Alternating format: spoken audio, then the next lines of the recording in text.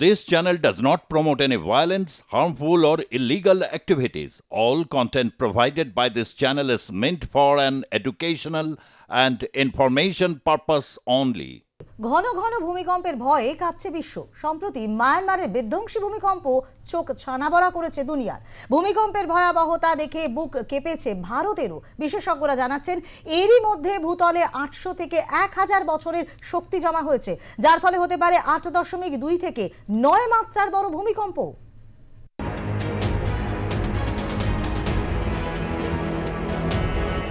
সর্বনাশের দ্বার প্রান্তে বিশ্বের একাধিক দেশ। মাটির নিচে তৈরি হচ্ছে দৈত্যাকার প্রলয়, যা কাঁপিয়ে দেবে বড় মাপের দেশগুলিকে। তৈরি হবে সুনামি, উত্তাল সমুদ্রে প্রবল জলোচ্ছ্বাস গিলে খাবে স্থলভাগকে। রাস্তা ভেঙে ঢুকে যাবে পাতালে। বহুতলে চওড়া ফাটল থেকে মুহূর্তে তাসের ঘর পরিস্থিতি তৈরি হবে। চোখের নিমিষে ধূলিসাৎ হয়ে যাবে দৈত্যাকার অট্টালিকাগুলি। যেন এক কালো ভবিষ্যতের অপেক্ষার প্রহর গুনছি আমরা। প্রথমে বড় মাত্রার ভূমিকম্প, এরপর ঘন ঘন আফটার শক। সম্প্রতি জোড়া ভূমিকম্পে তছনছ হয়ে গিয়েছে মায়ানমার ও থাইল্যান্ড। এই ভূমিকম্পের উৎসস্থল ছিল মায়ানমারের মান্দালয়। মায়ানমার ও থাইল্যান্ডের চারিদিকে এখন শুধু ধ্বংসস্তূপের ছবি আর স্বজন হারানোর হাহাকার। মায়ানমারের ভূমিকম্প ও পরবর্তী পরিস্থিতি নিয়ে ইতিমধ্যেই সতর্কতা জারি করেছেন আমেরিকান ভূবিজ্ঞানী জেস ফিনিক্স। মার্কিন এক সংবাদ মাধ্যমকে সাক্ষাৎকারে তিনি জানিয়েছেন, মায়ানমারের ভূমিকম্পের ফলে বিপুল পরিমাণ শক্তি নির্গত হয়েছে, যার আফটার শক চলতে পারে কয়েক মাস পর্যন্ত। মাটির নিচে ইউরেশীয় পাতের সঙ্গে ভারতীয় পাতের সংঘর্ষের ফলে এই ভূমিকম্প তৈরি হয়েছে বলে জানান তিনি। অন্যদিকে মায়ানমারের পরই বড়সড় ভূকম্পন হয় টোঙ্গায়। রিক্টার স্কেলে ৭.১ মাত্রায় কেঁপে ওঠে প্রশান্ত মহাসাগরের বুকে অবস্থিত ছোট্ট দ্বীপ রাষ্ট্রটি। ইতিমধ্যে জারি হয়েছে সুনামির সতর্কতা।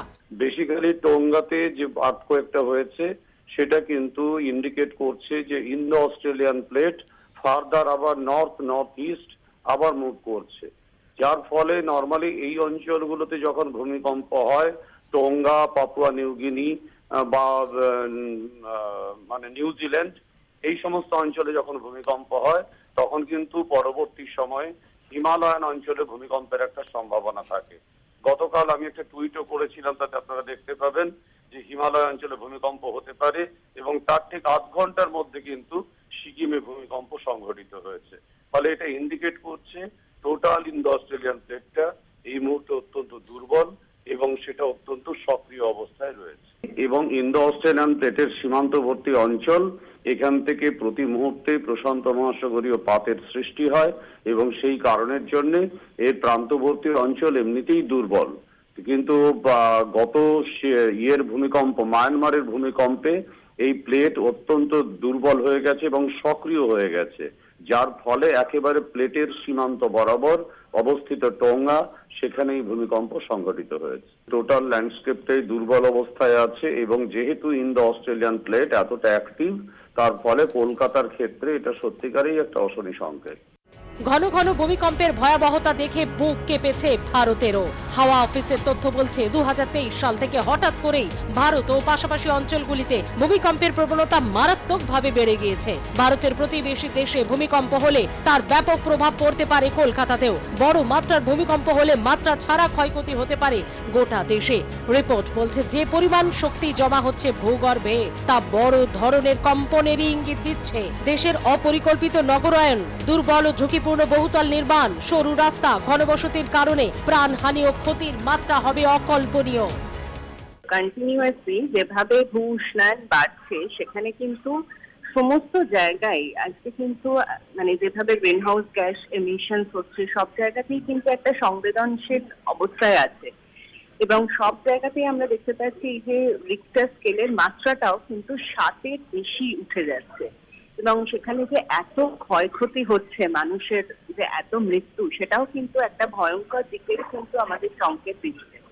সুতরাং আমাদেরকে কিন্তু আরো বেশি এই যে কার্বনের মাত্রা যেটা বেড়ে যাওয়ার কথা বারবার বলা হচ্ছে যে সেটাতে হ্রাস টানা, সেটা কিন্তু ইমিডিয়েট ভীষণভাবে দরকার। কিন্তু আমরা দেখতে পাচ্ছি যে জানুয়ারি থেকে মার্চের মধ্যে মানে এতগুলো জায়গায় পর যে ফ্রিকোয়েন্সি যে আর্থকোয়েকের বেড়েছে, এটাও কিন্তু একটা ভয়ঙ্কর দিক।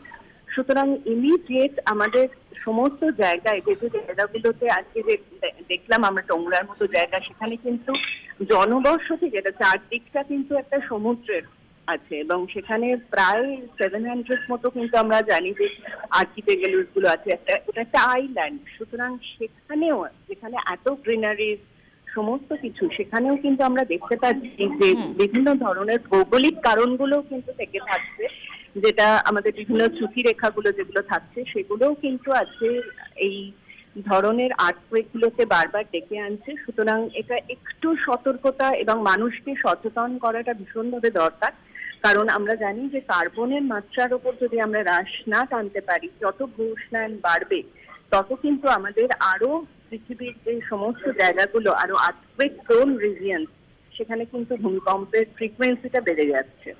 ভারত, বার্মা, ইউরেশিয়ান তিনটি গতিশীল প্লেট বড় মাত্রায় ভূমিকম্পের ঝুঁকিতে রয়েছে। বিশেষজ্ঞরা জানাচ্ছেন এরই মধ্যে ভূতলে 800 থেকে 1000 বছরের শক্তি জমা হয়েছে, যার ফলে হতে পারে 8.2 থেকে 9 মাত্রার বড় সড় ভূমিকম্প। এটা যদি সত্যি হয় তাহলে ভারতের ধ্বংসস্তূপে পরিণত হতে আর বেশি সময় লাগবে না। জনবহুল এলাকায় ব্যাপক প্রাণহানি হতে পারে, মৃত্যু হতে পারে 2 থেকে 3 লক্ষ মানুষের, অবরুদ্ধ হয়ে যেতে পারে অন্তত 5 লক্ষ মানুষ।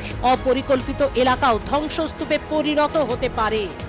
বিগত কয়েক বছরে 7 থেকে 8 মাত্রার ভূমিকম্পের নজির নেই। 9 বা তারও বেশি মাত্রার ভূমিকম্প সচরাচর দেখা যায় না। এই মাত্রার ভূমিকম্প হলে বিশাল এলাকা জুড়ে ক্ষয়ক্ষতি হয়। যেমন 1960 সালে চিলিতে সবচেয়ে বড় ভূমিকম্পটির রেকর্ড করা হয়েছিল, আর সেখানে 9.5 মাত্রার ভূমিকম্প হয়েছিল। এতে দেশটিতে 1,500-এর বেশি মানুষ মারা যায়। 2004 সালে 9.1 মাত্রার ভূমিকম্প তৈরি হয়েছিল ইন্দোনেশিয়ায়, যা এই শতকের সবচেয়ে বড় ভূমিকম্প। 2 লক্ষেরও বেশি মানুষের প্রাণ গিয়েছিল সেবার। 2011 সালে জাপান উপকূলে 9 মাত্রার একটি ভূমিকম্প হয়েছিল, এতে ব্যাপক ক্ষয়ক্ষতি হয়েছিল দেশে। এর কারণে সুনামি হয়েছিল এবং উপকূলের কাছে থাকা একটি পারমাণবিক কেন্দ্রে বড় ধরনের দুর্ঘটনা ঘটেছিল।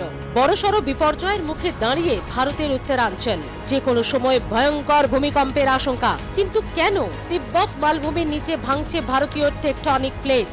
এটি ক্রমশই ইউরেশিয়ান প্লেটের দিকে ঝুঁকে পড়ছে, যার জেরে প্রতি বছর 2 মিলিমিটার করে মাটি ক্ষয়ে যাচ্ছে, যা শেষ পর্যন্ত 2 ভাগ করে দেবে তিব্বতকে। একই সঙ্গে ভারতীয় টেকটনিক প্লেটটি উত্তরে সরে যাওয়ায় ক্রমাগত ইউরেশিয়ান প্লেটের সঙ্গে ঘর্ষণ হচ্ছে, চাপ তৈরি হচ্ছে হিমালয়ের নিচে, যার ফলে প্রলয় তৈরি করার মতো ভূমিকম্প অদূরেই অপেক্ষা করছে।